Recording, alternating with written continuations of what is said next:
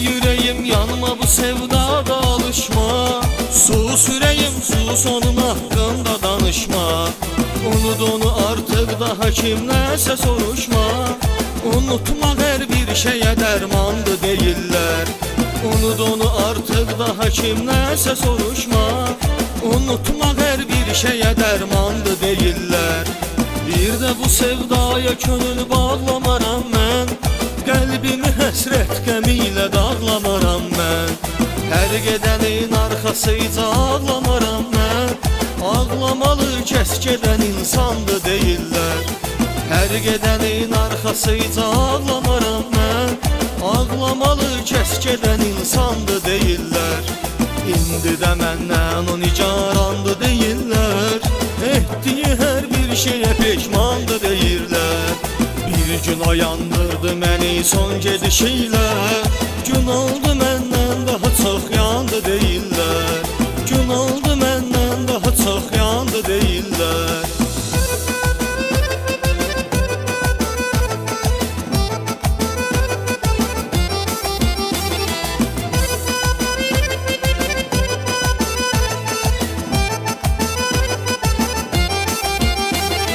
Döyünmə qəlbim bu ürək yavrular üçün.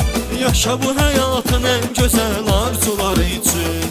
Sevdiği insanı yalan duygular için. Kurban eden kəs özü qurbandı deyirlər. Sevdiği insanı yalan duygular için. Kurban eden kəs özü qurbandı deyirlər. Sevgi yalanlarla bəzənmiş bir həqiqət. Son ya ayrılık ya ölümdür ya xəyanət. İndiki bir vaxtda nə sevmək nə məhəbbət. Yaşamalı keyif etməli dövrandı deyirlər. İndiki bir vaxtda nə sevmək nə məhəbbət. Yaşamalı keyif etməli dövrandı deyirlər.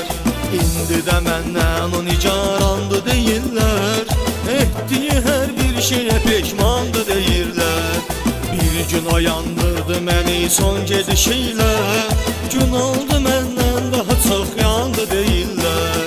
Gün oldu məndən daha çox yandı deyirlər. İndi də məndən o nicarandı deyirlər. Etdiyi hər bir şeyə peşmandı deyirlər. Bir gün oyandırdı məni son gedişiyle. Gün oldu məndən daha çox yandı deyirlər. İndi də məndən o nicarandı deyirlər.